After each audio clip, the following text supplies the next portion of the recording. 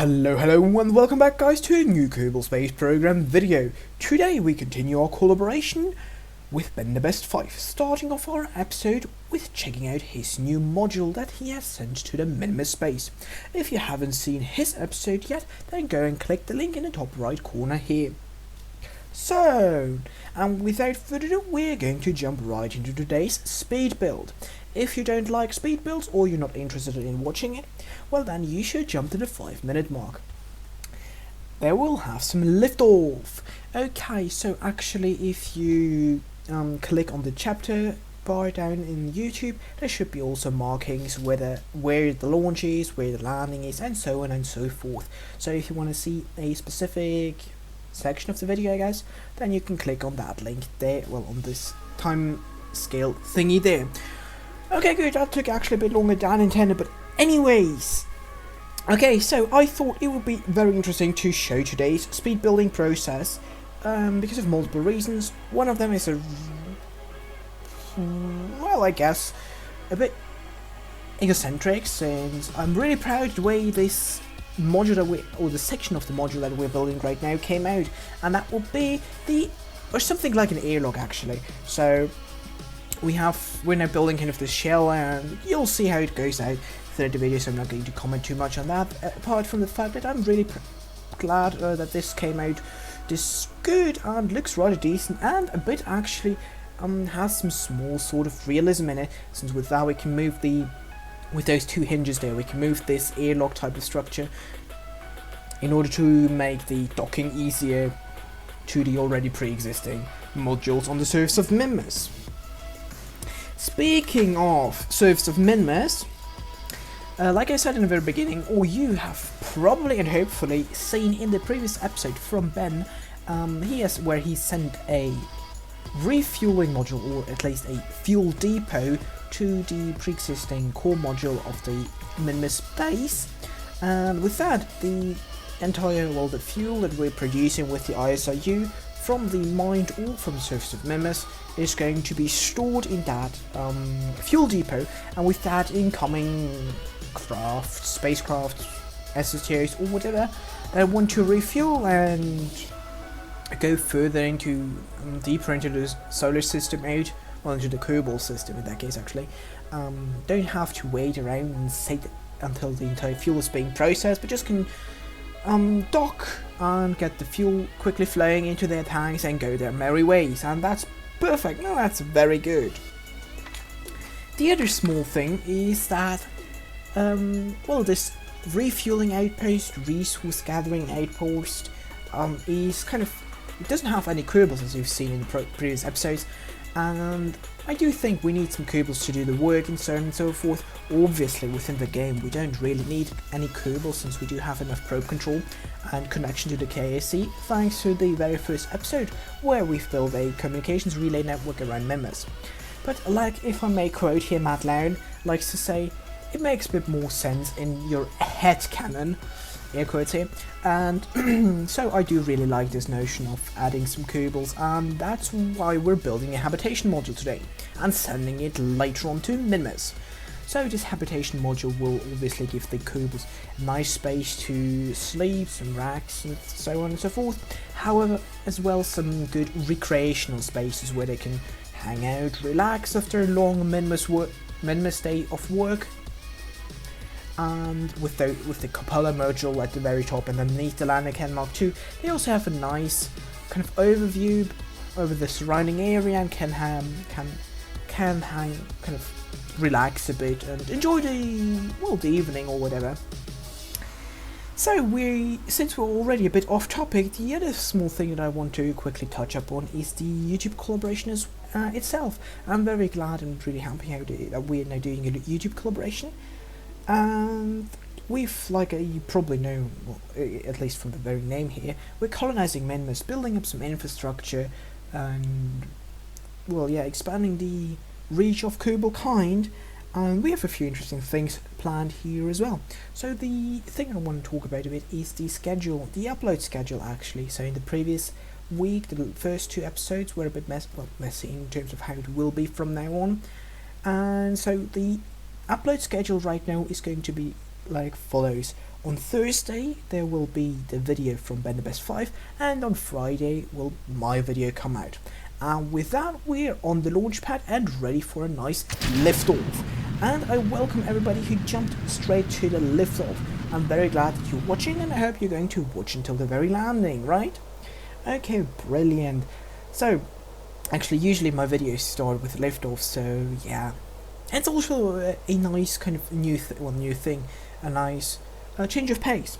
Speaking of, well, not really change of pace, but still, I'm very curious, and I would really like to know from you guys, so type down in the comments below whether you came from Ben's channel or not. I mean, I would really like to know how many of you came over, and if you are just my viewers, you should definitely go and check out Ben's channel as well, since there's very good content as well. Okay, brilliant. Now onto this nice launch profile here. Well, the launch is, well, not quite done yet. We still have to circularize more or less, but rather standard-ish gravity turn. Not the best, not the worst, a decent one, I think. And yeah, now we ditched the booster stage with those 3 boosters, and now we are in this orbital stage, kind of doing our circularization burn. And after our orbit is a stable orbit, we can jump back to the booster itself, because the booster is recoverable. We're now first going to do a small slowdown burn, not like the re-entry burn from SpaceX, but it's not, the main purpose is not to slow down, but rather to make sure that we're really going to splash down in water, since it is only designed to splash down in water like the old Space Shuttle SRBs. And after our air brakes and parachutes slowed us down enough, we're going to engage the engines and make a nice soft splashdown, having a look around and realizing that the craft is tipping over, which is not quite good. And bam. However, it, well, should actually survive that, but somehow this time one small adapter fuel tank did not survive it, but that's not that big of a deal, since the expensive engines and so on and so forth survived, and that's the most important thing. Great. Now we're here having a nice transfer burn. Like in my previous episode, I'm not really going to talk about the transfer burns. I mean, I'm actually probably going to do another in-depth guide, like my in-depth Mun guide, but this time to Duna, but I'm still going to talk a lot about the inclination change, since I actually realized that a lot of newer players have issues going to Minmus because of that. Anyhow, the transfer/circularization stage earlier was actually deorbited, so that we're not going to leave that floating around. Now, after a nice polar orbit to have a good landing approach to the landing site, we're jumping right into the landing itself. It is a rather hot landing. We're coming in quite fast and slowing down a bit too close to the surface, but everything went well. I mean, it's just a Kerbal way of landing things, right? Okay, sorry, that might be actually not that good of a joke, but anyhow. So now, after slowing down and getting a nice control, the craft back under our control, doing a small touchdown and speeding up the footage again, since, I mean, we landed close, but not as close as I would really like to land this craft. So we're going to do another hop and try to get a bit closer to the base itself in order to ease the docking process, I guess one can call it. Well, yeah, of course, docking process, but just getting close to the base itself. Because of the low gravity on Minmus, I know that wheels are not really that well, don't really work that well, especially when braking. And if we accelerate too much, we might actually crash into the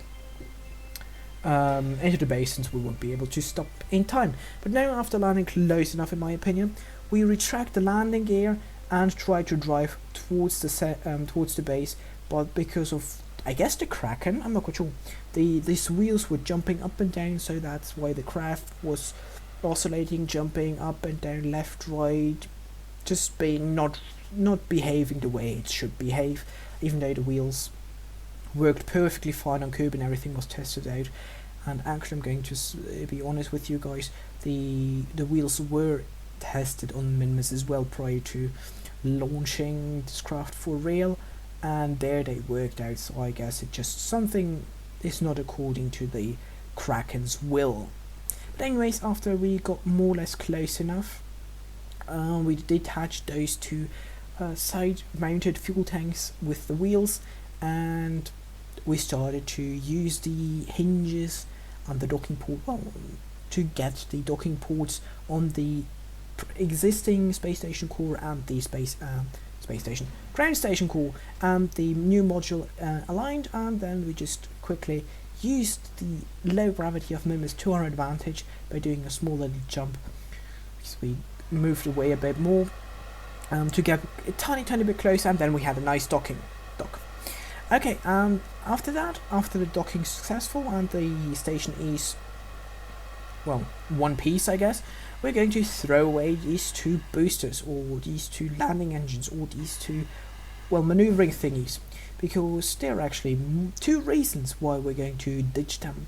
Well, the first reason, obviously, we want to get rid of the junk that we have accumulated here, and the second, not quite obvious reason, which is also not from a visual perspective, since having junk lying around is not very pretty, is that by getting rid of all those parts, we reduce the part count that has to be rendered, and thus improving the performance. And this is always something positive, isn't it? And with that, after deploying the solar panels, the 6 small solar panels, we are completed. Well, the mission is completed. The space station. What do I have with a space station? The surface base on Minmus is now extended with this new habitation module and the fuel depot. And with that being said, I really hope you've enjoyed today's video. So be sure to drop a like, as well as subscribe to myself and benthebest5. And on the screen right now you can see a link to the next video, or the next episode if it is already out. So on this note, thank you guys very much for watching, and until next time, Spaceship signing out. Enjoy the rest of your day.